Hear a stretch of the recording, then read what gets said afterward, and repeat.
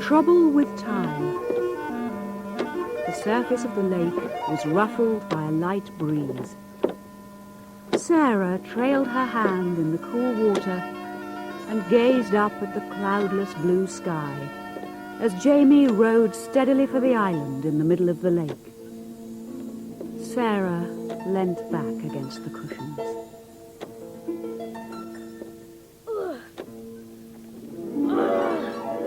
This is a life. No more adventures. Just one long summer holiday. There's a notice over there. Look. What's that? No landing on this island. Oh, don't take any notice of that. They always want to stop you doing what you really want to do. Watch this. What are you doing, Jamie? Going to land on the island. Watch out!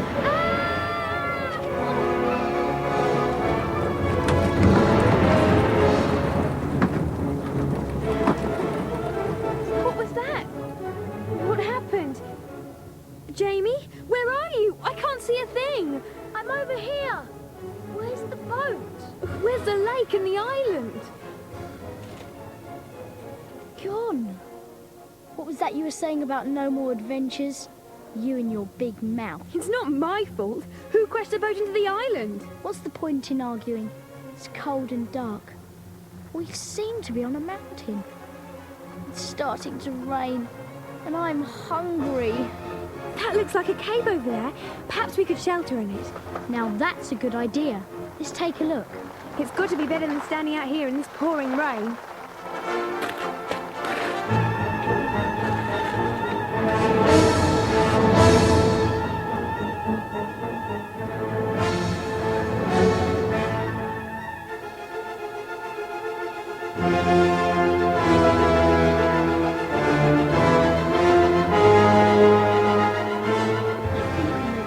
Somewhere. I hope so. People.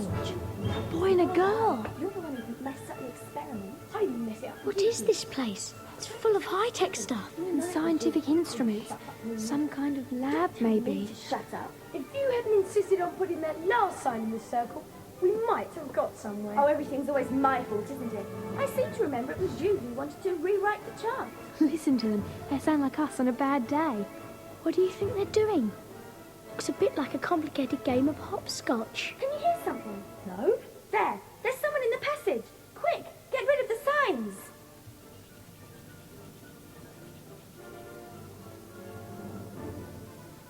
Why don't we go and say hello? Are you sure that's a good idea? Don't see why not. They don't look very threatening, do they? No, I suppose not.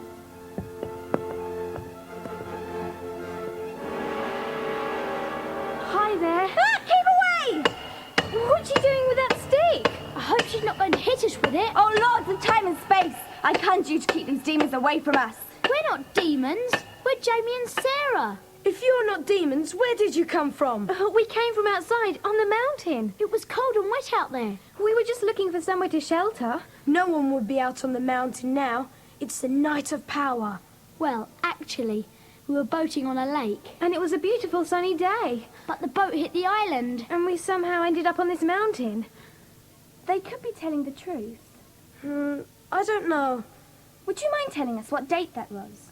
The 23rd of June, 19... Artemis! They're from the 20th century! We did it! We did it! You could be real. Aurelia, pass me the stick. What do you mean? Of course we're real. Ow! That hurts. If you can feel that, you must be real.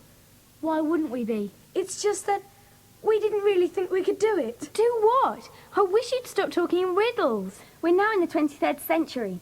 We've brought you here from 300 years ago.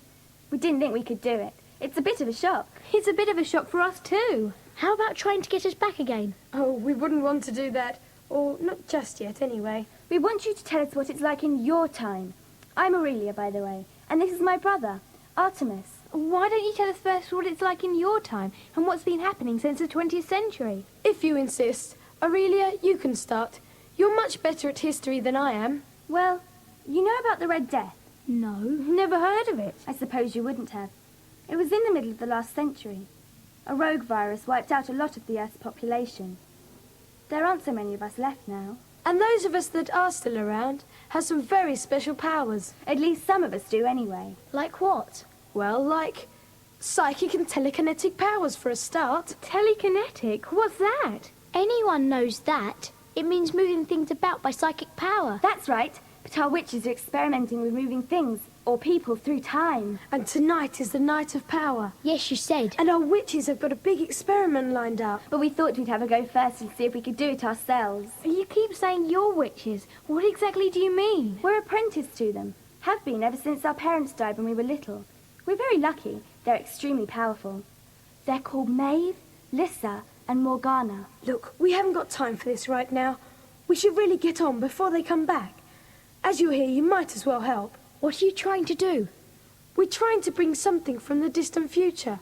We've got a cage all ready for whatever we get. As you know, we've tried once already, but it seemed to go a bit wrong. All we got was you. Sorry. But if you join in with us now, your added mind power might make all the difference. Okay, what have we got to lose? Plenty. We might find ourselves catapulted out beyond time. It's bad enough being here. Please? Please? Oh, all right. We all need to join hands. Close your eyes. Power of light, reach out for us and fetch a fragment of the future. All together now. Power of light, reach out for us and fetch a fragment of the future. Power of light, reach out for us and fetch a fragment.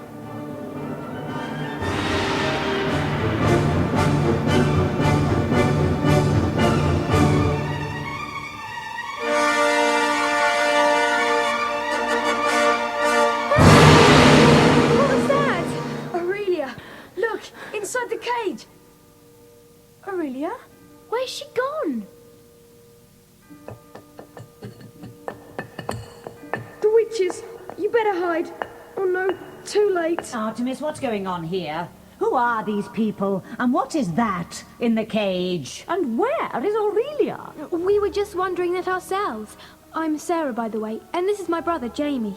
Artemis and Aurelia were just conducting a little experiment and brought us here. From 300 years ago. From the 20th century. They're very friendly. So, you're from 300 years ago, are you? That's right. Well, that's quite enterprising of them, don't you think, Morgana? Please, Morgana, we didn't mean any harm. Nothing you could do could mean anything. You're just a pair of ignorant, meddling children.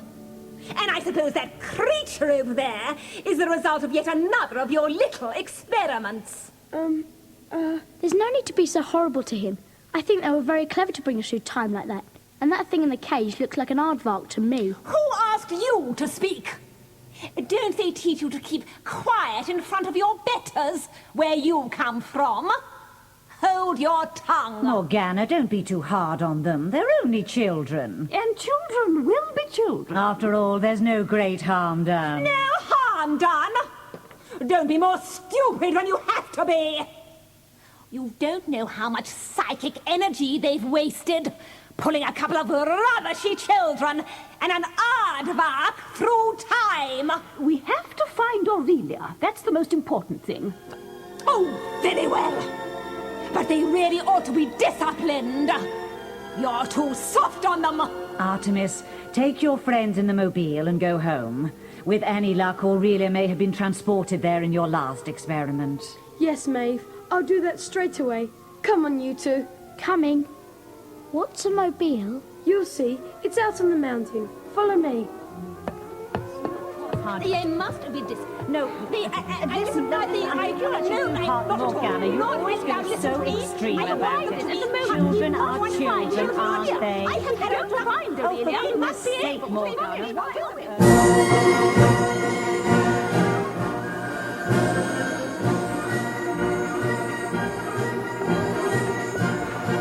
Here we are. It's just out here.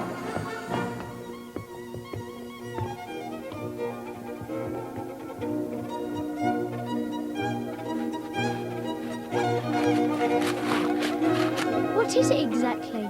It's a hovermobile. Wonderful for getting up and down mountains. Jump in. Thanks. Ready for takeoff? You bet. Hold on tight. This is really quick. It's brilliant. Here we are, home. What, already? Yes, come on. Let's see if Aurelia's home.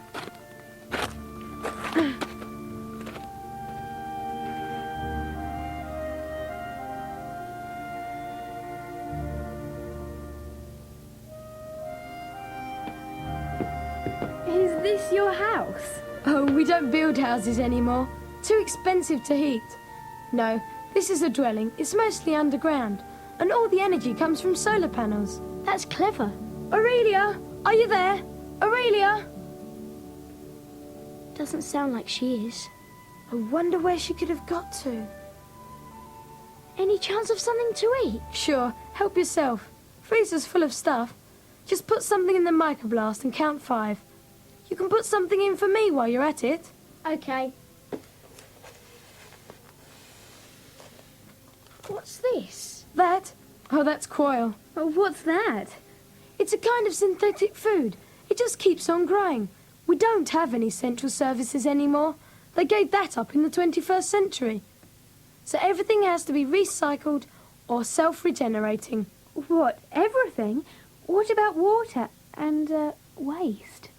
That too. Come on, we better eat up and get back. The witches aren't going to be pleased when they find out we've lost Aurelia. This quail's right.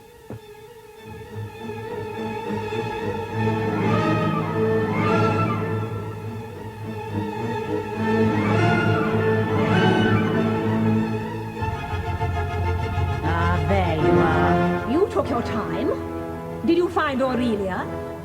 She wasn't there. Drat the girl. Where's she got to? Oh, well, we'll just have to use you two instead. What? Us? Yes. Come and stand here. Come on. Quickly. Stand inside these signs. Ready? Ready as they'll ever be. Goodness me! Whatever was that? Stop! Before you go on, we must confer. The timelines have already been tangled. If you're not completely sure about what you're doing, you'll just make things a lot worse. Who is it? Who is speaking? It is I, the aardvark you pulled from the 27th century. Morgana, did you hear that? He said the 27th century. Yes, of course, I heard him.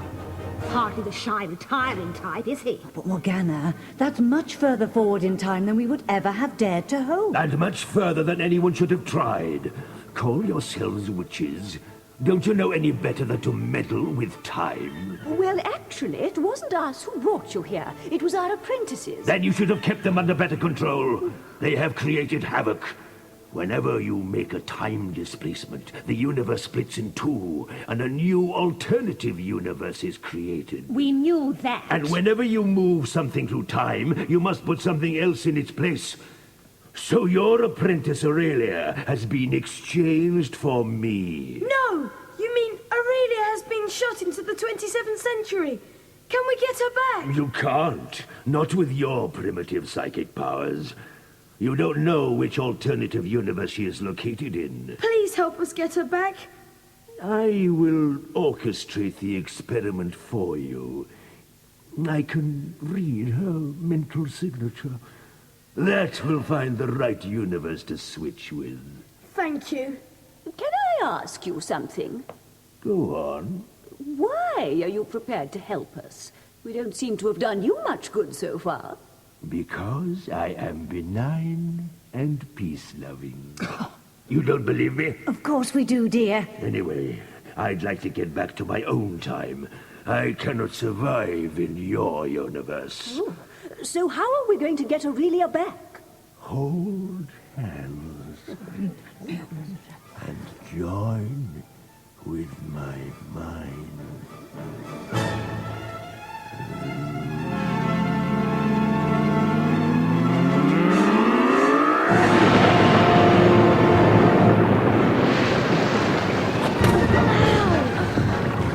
It worked! We're back on the island! I suppose we'll never know if Aurelia got back all right. Or the aardvark.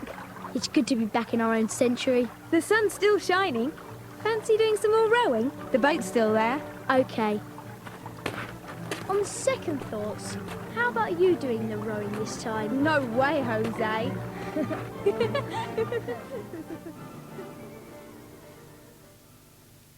The music in Trouble with Time is taken from A Night on the Bare Mountain by Mussorgsky and from the Spanish Capriccio by Rimsky-Korsakov. A night on the bare mountain. It is the dead of night. To the accompaniment of a twisting melody high up in the violins and strange shrieks in the woodwind, the witches begin to congregate. Low brass, woodwind and string instruments pound out a dark, gloomy melody.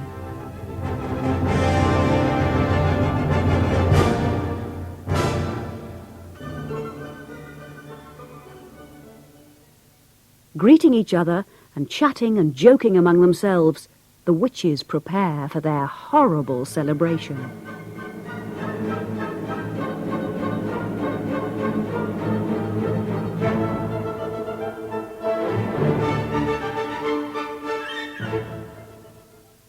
The oboe and bassoon play a light-hearted rustic dance tune as the spirits of the underworld approach.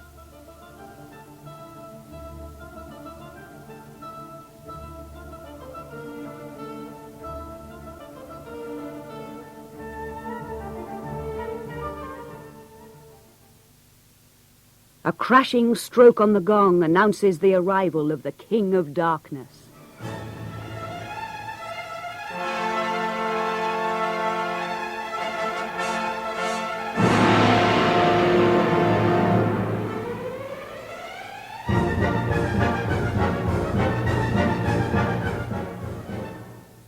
At the height of the tumult, the merrymaking suddenly stops.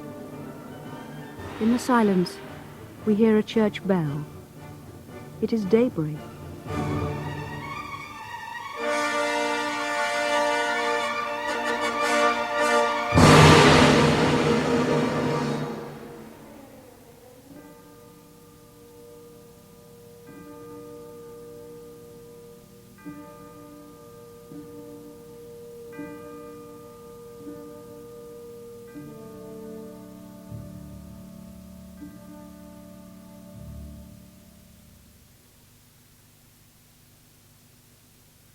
In the opening alborada, or morning serenade, at the start of the Spanish Capriccio, the strings play music deliberately written to sound like Spanish flamenco music.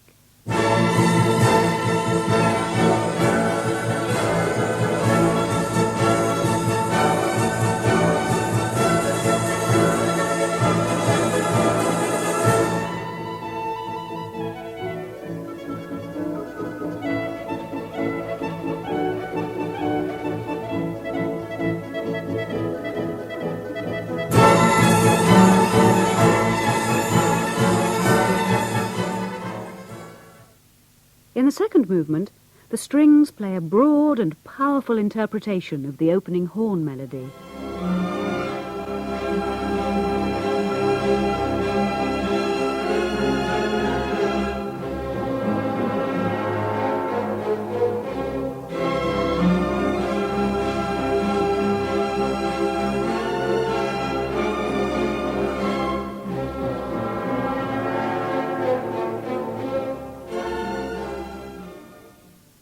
When the fiery alborada music is repeated, we hear some impressive violin playing.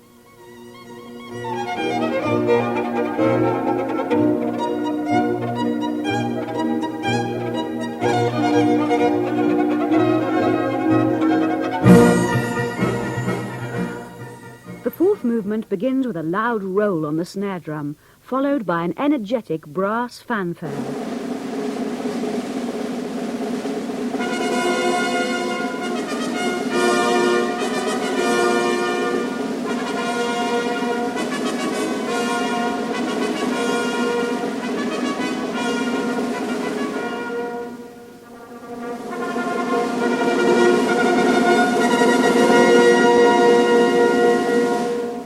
The violins play a sweeping dance melody.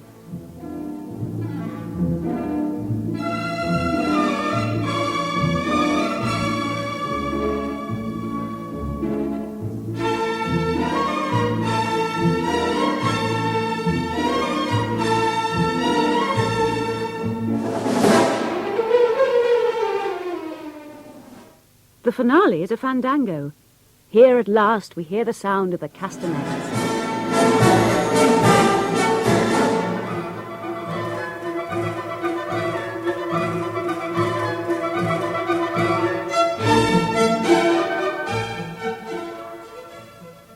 Towards the end, the music increases in speed until the final whirling and tumultuous bar.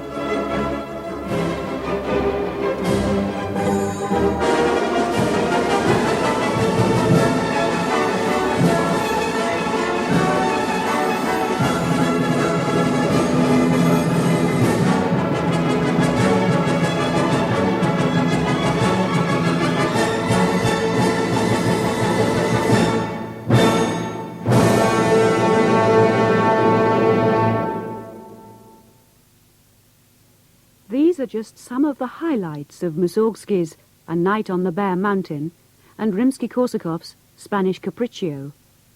You're bound to discover more every time you listen.